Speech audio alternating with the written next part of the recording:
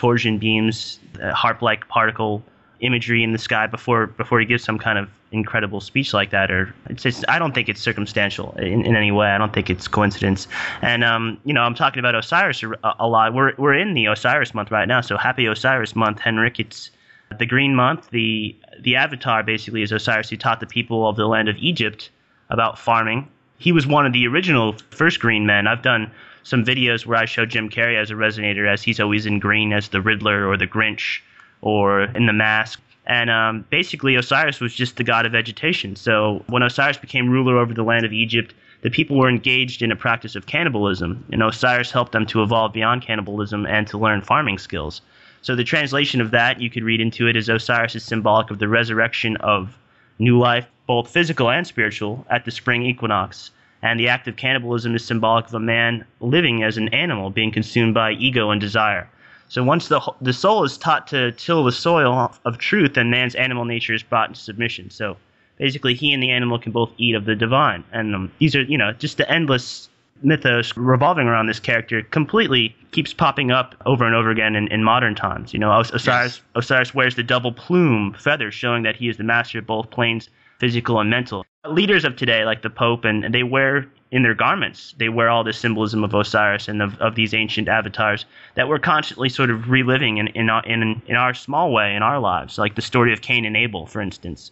Brother against brother. We're just kind of fulfilling these smaller roles where we're mimicking the as above gods.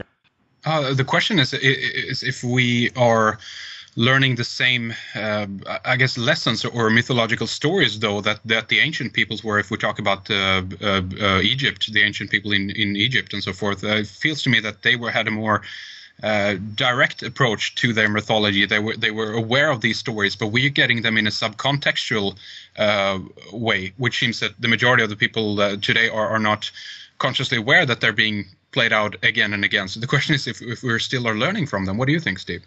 Yes, I do think we're learning from them, and you're right. We're getting them in sort of small doses, small packets, and they're always disguised in fiction, or they're disguised in some kind of mythos. Common ones like the Wizard of Oz, like there's explanations for the lion, for instance, or the different characters, how they can be viewed as archetypical energies for the New World Order. Like the Scarecrow is Saturn. That's why you see a lot of movies with people running through the cornfields, because Saturn is the lord of the harvest. The Tin Man is really the 10 kings of the New Atlantis, New World Order, whatever. They view New York City as the new west coast of Atlantis. So that's why they always say in movies like The Empire Strikes Back, it's the ancient empire of Atlantis striking back. So the Statue of Liberty is sitting out on an island, and the whole island of Manhattan is surrounded by waters, which is symbolic of the biology of the human being. The pineal gland, how it's surrounded by waters, and how the secrets are in the secretions. The Tin Man's also symbolic of Jupiter. It's the symbol for Jupiter. The lion is the sun in Leo at the vernal equinox, and they're all heading towards the emerald green city. The Oz is an anagram, like I keep saying, for the open eye of Osiris. The dog Toto is an anagram for Ordo Templi Orientis, the order of the kingdom of the Templars. The red slippers that Dorothy wears are symbolic of Mars, who rules the feet and get the party started basically down the yellow brick road of fear, to see just a tiny man behind the wall. She's all these characters, all these avatars are questing towards this big tower, this emerald green palace, to see this little man behind the door. So basically what it's saying is these polarities, these avatars are gigantically enforced and resonated in our culture, but when you get to the very bottom of it, it's actually a very simple explanation. Astro theology in that sense. But the question is here, though, is we hear it from the perspective that these are the enlighteners in that way. These are the people of the Illuminati, the enlightened people in that sense. But at the same time, they're leading us down a very dark road at the same time. And I think and I want your take on this. It feels to me that they're playing with the not only with the mythology, but also with the terminology in that sense, that they claim that they represent one thing, but in actuality, okay, granted, depending on your perspective, of course, but to me, from my perspective right now, they're leading us down the dark road. Would you agree on that, Steve, or not? Well, I think that they're using our language systems against us in advertising and a lot of things we see in our life that is given to us by these quote-unquote illuminated people is designed to keep us from forgetting that we are made of light, that we are energy in itself, that we cannot be created or destroyed, and that we're everlasting in that sense, at least. that's why you have a play on words like with the word corona, meaning the sun, or in relation to the sun's corona, and the cornea of your eye lets light in. And when you're drinking a corona, you're supposed to be believing that you're drinking light. It's also the cornerstone, whatever you want to call it, that they top their pyramid with. The eye at the top of the pyramid is the cornerstone or the cornea stone, and the corner is what picks you up after you go after you go blue, after you hit flatline. So they use these words sort of as in a way to keep you entrapped in language systems. And my friend Will, who's a cryptologist, is why a lot of the content I'm talking about is dealing with cryptology right now, says that the original human language systems didn't have vowels, and that that's where we get the idea of knowing your vows for weddings and things like that. And, to vow to do something. And even your bodily systems, like your bowels, to void your bowels, it's similar to vowel. And when the food processes through your intestines, it's going through the test of time, and to be released again eventually through the anus, the original, like the etymology of the word Anunnaki, the original peoples of the earth. So even our bodily systems, our biology is coded with this sort of language that they use against us. When you see Alice in Wonderland, you're looking at the caterpillar, and he's smoking his hookah atop the phallic mushroom, and he's he's very cool and collected, and Alice is very discombobulated. She doesn't know what's going on. She's kind of frightened. And he said he blows out the letters in smoke of the vowels, the A. The vowels, that's right. The A, E, I, O, U. And what happens next to the caterpillar, Henrik? He evaporates, or he ascends into his light body, while Alice is kind of stuck behind in Wonderland, not knowing what the hell's going on. And that's sort of where humans are at right now. They're kind of stuck, confused by their language systems, confused by these strange ciphers that seem to be all around us, these numerologies, these synchronistic observations that we talk about on a regular basis, these avatars that we're playing out, like Heath Ledger and the Joker. One could say that he's sort of calling on powers that are beyond the actual rule of the Joker, the role of the Joker. Jack Nicholson was said to have warned him about taking on those archetypical roles of the jester, because he's basically a god. He's a god of chaos. He's a god of just running rampant over whoever comes in his path. And when actors are trying to take on these roles in the films, they have to take on this energy, all the energy that's encompassed in this thought form, this tulpa. So it can be very overwhelming and powerful, and lots of times, as you see, it leads to the actor's actual demise or death. One thing that's very interesting that you mentioned is the insertion of vowels into the modern languages, because just as you said, many ancient languages are devoid of this. And the question there, I guess, is in one way, do you think that could be in one way to confuse us in terms of the numerological values of language as well, the relationship between numbers and the alphabet? Because when we insert vowels, they get another meaning numerologically, right, Steve? Exactly, Henrik. I mean, that's what they're doing. That's what this whole thing is about. These ciphers that you could make. I was doing an exercise with my friend Will the other day where you write out the alphabet in 5-letter stanzas, so A, B, C, D, E, and then underneath it the next 5 letters, and so on, leaving off Z.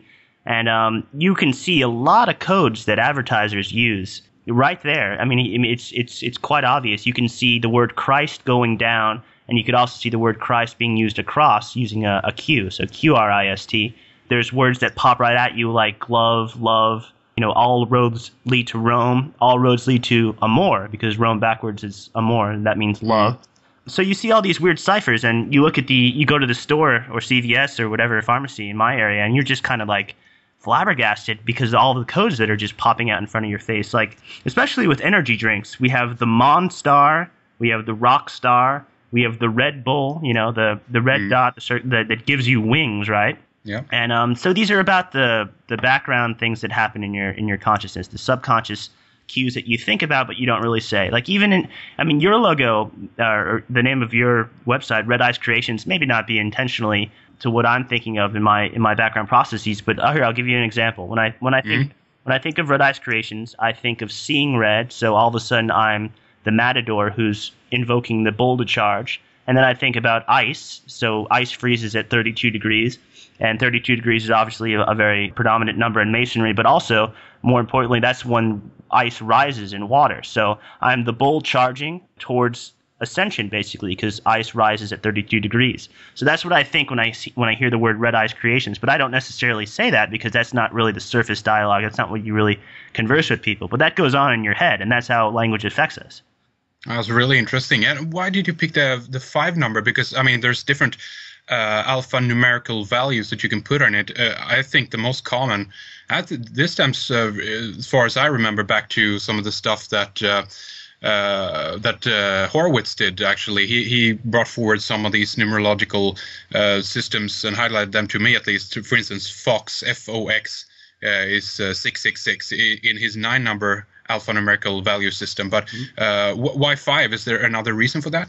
5 is very it's a very beautiful geometry. It makes the pentagram, it makes the Baphomet, and all these things that we've attached, negative connotations to are only negative because, again, we live in a polarity system, a dualistic system of which equals 1111, which is, it kind of takes us out of what our true potential is, because we're constantly playing on opposites against each other. We're constantly having to see things in positive and negative, and even films that are designed to sort of wake us up, like The Matrix, are still dualistic. I mean, you have Morpheus presenting the red pill and the blue pill to Neo, right? And he's just laying out this, good or bad, light or dark, and he's holding this out, saying, take the red pill or the blue pill, and it's being reflected in his sunglasses. He's giving advice, and what does an advisor do? A visor blocks out the sun. So, again, you're having polarities, a cold our vision, a cold our thought processes. And I picked 5, I guess, because I guess V is a very powerful number. In the Hebrew alphabet, V was it Vev, Vev, Vev, and it's equal to 6. So when you type in www.whatever.com, you're typing in 666.com.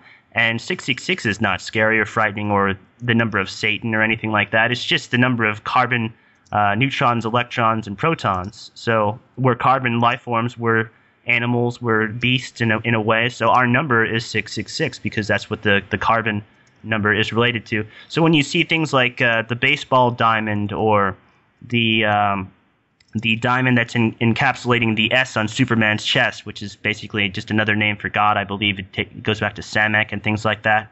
It's carbon. When you put carbon under pressure, what does it do? It turns into a diamond. So you have all this diamond symbolism. Even in the new Twilight series, it's a lot of symbolism going on there, because now the vampires in that particular series do not die in the sunlight. Their body just turns to diamonds. Their skin turns to diamonds. So again, it's carbon under pressure. It's 666 under pressure, making this perfect diamond. And it's the symbol of ascending towards this global village, or whatever this 1111 point that we're headed towards is, what Terence McKenna called the 0 point or the zero wave. It's basically just divisions of the mathematical golden mean, or pi. We're seeing shorter and shorter divisions of it, and so we're seeing more and more intense things in the media right now, as far as UFO sightings, as far as earthquakes. Going back to the pentagram and why I picked 5, if you go to Goro's website, he has all kinds of strange correlations between the earthquake in Haiti and the earthquake in Chile, and now the new one in Korea, I believe, that just hit. Taiwan, I think, or maybe it was Korea. I can't remember. Yeah. Maybe you're right. Taiwan, and so he mapped it out so it actually has a perfect pentagram geometry. You could just alter the axis of a pentagram, and the points touch exactly where the 2 earthquakes hit. And the one on Chile, I believe, was an 8.8. So you can just flip the 8s down and you have the 2 infinity signs right there, which is another symbolic event of 1111. And it happens everywhere, Henrik. Anytime that consciousness is focused towards one point, where lots of people around the world are going to be viewing a single event like the Super Bowl, it's going to be highly symbolic. It always is. And the last Super Bowl was no different. It was played in a stadium called Sun Life Stadium in Miami Gardens, Florida.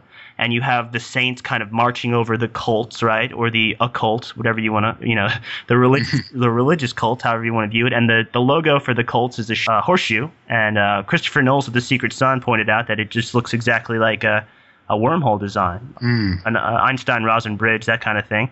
And at halftime show, you have this sort of first contact event, or it looks like first contact anyway, where you have all these dazzling lights shining on this gigantic UFO-type saucer, with the Who jamming out, you know what I mean? And the Who is phonetically makes me think of the NWO, because all you have to do is shorten the H and you have NWO, and also phonetically makes you think of UFO. So it's like they're testing this sort of first contact scenario. Like, what would it be like if a large audience was introduced to an extraterrestrial race just landing on the White House lawn or just landing in one of our major monuments? So they try it out in things like the Olympics. They try it out in the Super Bowl. And these are all carefully designed rituals. Maybe the players don't really understand what's going on. They're just kind of enacting these violent Mars acts on the field, you know. They're the modern gladiators, nothing more. Yeah, they're like the Olympians. And you see Olympians also in politics and stuff, like Arnold Schwarzenegger. He was Mr. Olympia. So, I mean, you see all this playing out. It's quite extraordinary. I just want to say, I also think the 5 is interesting in terms of, if we go back to the light, actually Lucifer connection again in that sense. We have Venus obviously making, from the perspective of Earth, a pentagram or a pentacle around Earth every 8 years. You know, so you have the 5 connecting with Venus or the morning star or Lucifer in that sense again. So we have the light bringer